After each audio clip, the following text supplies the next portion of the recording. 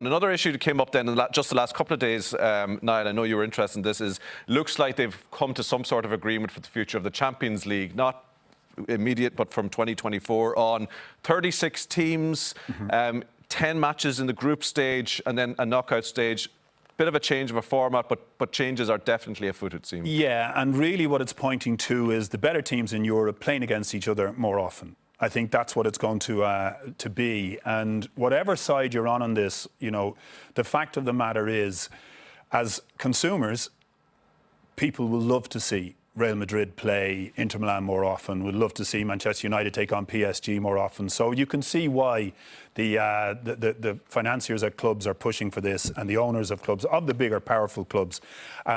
At first glance, it feels as if over time it will really take from domestic league action, because particularly in England, where you have 38 games, you have the Champions League built on top of that. Now it's quite tough now, but if they're playing more games, then something will have to give.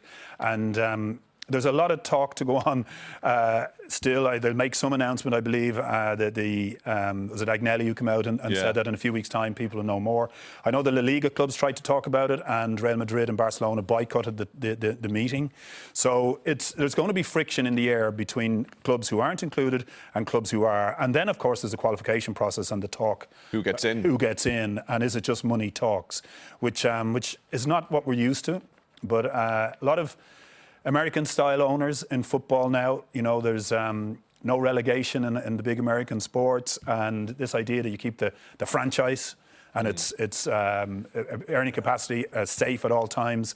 It's a new world we're living in. Those of us, you know, who kind of, you know, came out of the old system and loved what it meant to every club in England. You know, the ladder where you could, yes. You know, I mean, Nottingham Forest could get promoted and a couple of years later win the European Cup, like that sort of system. It's certainly one that traditionalists are very suspicious of, Damien. Yeah, you can't help but feel it's the first step towards kicking that ladder out, you know, a consolidation of superpowers around Europe.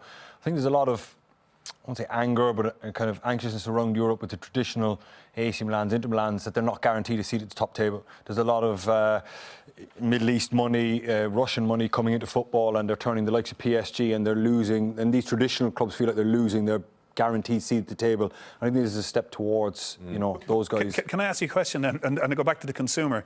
What game would you like to see? Would you like to see, you're paying your money out of your pocket, do you want to see AC Milan against, you know, Barcelona, or will you say, oh no, do you know what, Brighton are playing Burnley on the other channel? I think I'd be a bit of a dream insofar as I'd like to believe that Leicester might qualify in the Champions League and they might go on a great run and get to the semi-final. I'd like to believe that that's a possibility. I'm certainly believe if I was a player, you know, even when I was playing, I was dreaming of qualifying for the Champions League. What one would you buy? Oh, obviously, the one. That's the debate over. the Delaney household. Brighton, Burnley, right?